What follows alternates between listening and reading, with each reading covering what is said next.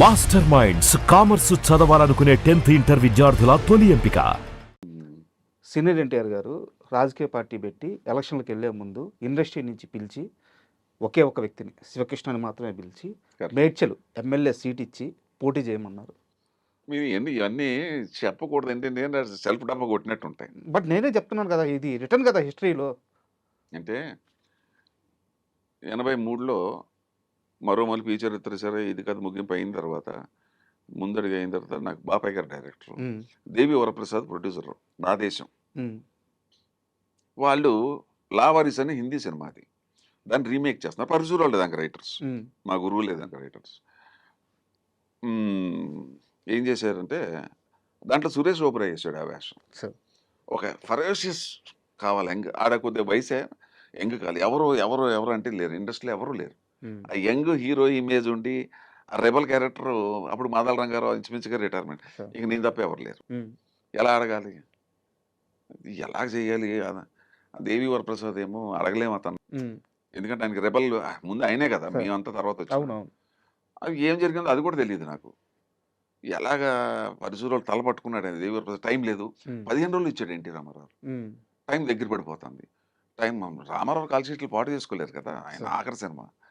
ఇక లాస్ట్లో ఏంటంటే పరిశురాలు చిన్న హింట్ ఇచ్చారు, మా ఊడిని అడగండి అన్నాను. నేను అడగను, అప్పటికే 3 హీరోగా హిట్లు కొట్టి 4 హిట్లు కొట్టాడు హీరోగా, ఎలాగ అడుగుతాను గోపాలకృష్ణ అన్నాడు.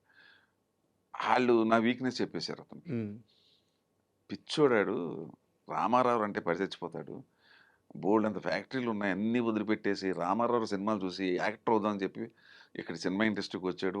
మొదటి సినిమా నుంచి మేము ప్రయాణం చేస్తున్నాం, అతని మెంటాలిటీ మాకు తెలుసు. అతను రామారావు అంటే ఎగిరి పడతాడు, 100% ఒప్పుకుంటాడు, కానీ మేము చెప్పినట్టు చెప్పొద్దు అన్నారు. దేవి వరప్రసాద్ అడిగాడు, మనకి లైఫ్లో అదొకటే బ్యాలెన్స్ కదా. సినిమా ఇండస్ట్రీకి వచ్చి ఆ గురువు గారితో నటించకపోతే ఇంక లైఫ్ వేస్ట్ అయిపోతుంది. చేస్తానన్నాను అంటే ఆడికి పిచ్చి ఎక్కువైంది దేవి వరప్రసాద్. బాబు ఎంత కావాలి, 1,00,000 ఎంత కావాలి, ఎంత ఇమ్మంటాం అన్నాడు. డబ్బు తర్వాత చూద్దామండి, మీరు షూటింగ్కి వెళ్ళిపోండి. అసలు రెండోది మళ్ళీ ఫంక్ అయిపోయాడు ఆయన. డబ్బు 1,00,000 రూపాయలు మాటలా, ఏం సార్ 1,00,000 రూపాయలు ఆ రోజుల్లో, తర్వాత చూద్దామండి. సరే ఎంతో కొంత ఇద్దరు కానీ తర్వాత చూద్దామండి. అదే 1,00,000 అనుకుంటాను, 75,000 1,05,000 చెప్పాడు. చాలా పెద్ద ఆఫర్ చేశాడు. అయిపోయిన తర్వాత హైదరాబాద్లో నీకు స్టార్ హోటల్లో పెడతాను బాబు, ఎవరికేమో నీకు నీ హీరోయిన్కి ఇస్తాను అన్నాడు. నాకు వద్దంటే నా ఇల్లు ఉంది, నాకు కారు పెడతాను, నాకు 4 కార్లు ఉన్నాయి, నేను నాకు నా ఇల్లు ఆ ఉన్న 4 రోజులు మా అమ్మ నాన్న దగ్గర మా బంధువు ఉంటాను సార్ అంటే, కారు తీసుకో, డబ్బులు తీసుకో, హోటల్ వద్దాను. సరే నీ ఇష్టం అన్నాడు. ఆ సినిమా చేసేటప్పుడు తను ఎన్టీఆర్ తోటి చండశాసనుడు ఏదో సినిమా సంథింగ్ ఏదో షూటింగ్ జరుగుతుంది అయింది, ఏదో ఏదో మేకప్లో ఉన్నాడు. ఎన్టీఆర్ రామకృష్ణ సినీ స్టూడియోస్కి తీసుకెళ్ళారు పరిచయం చేయడం కోసం, రేపు షూటింగ్ అని. వెళ్ళేటప్పటికి నా గురువుని నా దైవాన్ని అలా చూశాను, కళ్ళం నీళ్ళు వచ్చినాయి లైఫ్లో. మూమెంట్ తట్టుకురా రామారావుని నా చిన్నప్పుడు మా అల్వార్లో సత్య టాకీస్ అని ఉంది, ఓపెనింగ్ వచ్చాడు. నేను పిల్లవాడినప్పుడు అప్పుడు చూశాను, ఎప్పుడో చిన్నప్పుడు చూశాను, ఇప్పుడేమో పెద్ద అయిన తర్వాత చూశాను. అప్పుడు గుంపులో పోయింది. అప్పుడు చూసిన తర్వాత గురువు గారిని చూసి నోటి మాట రాలేదు నాకు. దండం పెట్టాను, ఆయన ఎలా ఊగుతూ రండి బ్రదర్ రండి మీ గురించి విన్నాం అన్నాడు. గుండె ఆగిపోయింది. నా గురించి వింటే ఏమైనా చెడిన్నాడా మంచి ఉన్నాడా, నేను పొంతలకై నొప్పి అనుకున్నాను. ఏదో ఆ రోజున అయిపోయింది. సెకండ్ ఇప్పుడు హైటెక్ సిటీ ఉంది కదా మాదాపూర్, అది యాక్చువల్గా పొలాలు, ఇవన్నీ పొలాలు. ఆ పొలం ఏదంతా అక్కడ షూటింగ్. ఆయన షూటింగ్ వచ్చాడు. మాదాపూర్ అనే గ్రామం, మాదాపూర్ అనే గ్రామం. వస్తే అందరూ వెళ్ళి కాళ్ళమే పడిపో, చలపతిరావు కాళ్ళమే పడ చలపతిరావు, గిరిబాబు అప్పుడే పరిచయం నాకు. ఎవరు పరిచయం లేదు, ఫస్ట్ టైం నేను పరిచయం. అప్పటికి చలపతిరావు పరిచయం, గిరిబాబు కూడా అప్పుడు ముందడుగు పరిచయం అనుకుంటా. అంటే నేను అలా పడినాను.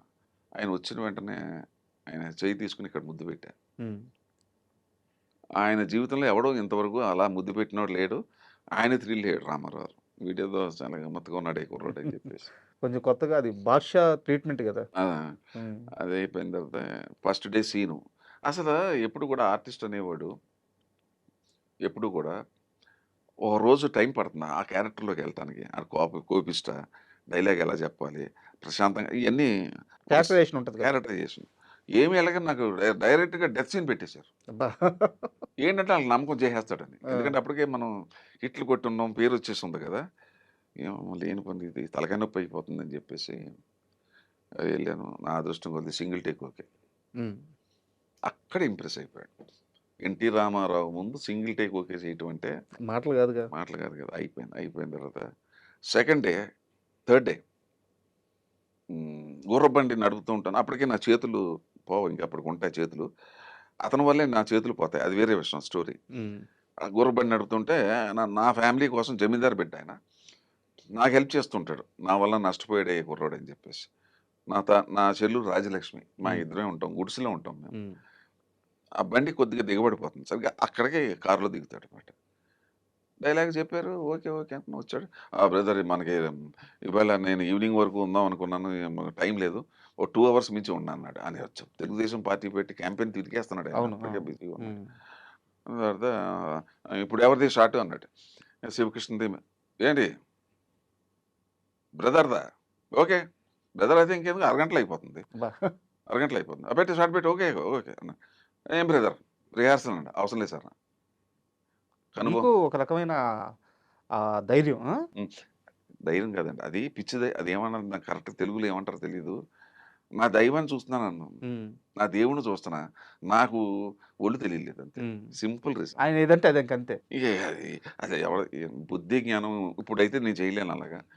ఎవడన్నా రామారావు రిహార్సల్ అంటే వద్దంటాడండి ఎవడు. ఆయనకసలు రిహార్సల్‌లోనే వణికిపోతారు అందరూ. హ్మ్. టేక్‌లో ఎలా వణికిపోతారు. అవును. నా బతుకెంత, నా ఎక్స్‌పీరియన్స్ ఎంత, నేనసలు రిహార్సల్ ఏమో ఎందుకు చేశానో నాకు తెలీదు అలాగా. హ్మ్. ఇప్పటికీ తెలీదు. హ్మ్. That is brother. That is you అన్నాడు. హ్మ్. చెప్పేసాను. మొత్తం నాకేసిందంటే నాకు తెలియకుండా నాకు ముందు డైరెక్టర్ చెప్పాడు. సీన్‌లో సగం ఇక్కడ దాకానే షాట్ అన్నాడు. హ్మ్. ఓకే అన్నాను. ఆయన అనుకున్నాడు ఫుల్ సీన్ ఉందనుకున్నాడు ఆయన. ఓకే. డైలాగ్ చెప్పి సగం సీన్ అయిపోయిన తర్వాత చెప్పుకుంటే నేను డైలాగ్ చెప్పకుండా ఆపేశాను. ఏం బ్రదర్ నీ మీద ఎంతో నమ్మకంతోటి మేము రిహార్సల్ లేకుండా టేక్ అన్నాం. ఎందుకు ఆపేసావు మధ్యలో అన్నాడు. నేను బిత్తరమొఖం వేశాను. డైరెక్టర్ గారు ఇక్కడి దాకా చెప్పాడు సార్ షాట్ అని. ఏం బాపయ్య ఏం మాట్లాడుతున్నావు? అటువంటి చాక్లెట్ కుర్రోడిని పెట్టుకుని హాఫ్ ఏంటి ఫుల్ పేజ్ పెట్టు అన్నాడు. అబ్బా! అమ్మా! నాకంత ఒళ్ళు అక్కడ కొద్దిగా షేక్ అయినమాట వాస్తవం అప్పుడు. హ్మ్. ఏం బ్రదర్ డైలాగ్ చూసుకోవాలా? అక్కర్లేదు సార్ అన్నా. అది ఇంకా అసలు టైం రెండోది చూడాలిగా డైలాగ్. హ్మ్. ముందే చూసాను కాబట్టి లక్కీగా అయిపోయాను. Single take okay. అబ్బా! అక్కడే ఇంప్రెస్ అయిపోయాడు మనిషి. హ్మ్. హ్మ్. ఇంప్రెస్ అయిపోయి నన్ను లెక్కల్లో పెట్టుకున్నాడు. పెట్టుకొని సరిగ్గా పార్టీ అనౌన్స్ చేసే ముందు రామకృష్ణ సినీ స్టూడియోకెళ్ళా. ఎవ్వరిని లోపల రానివ్వట్లా. నేనొచ్చానని చెప్పన్నాను.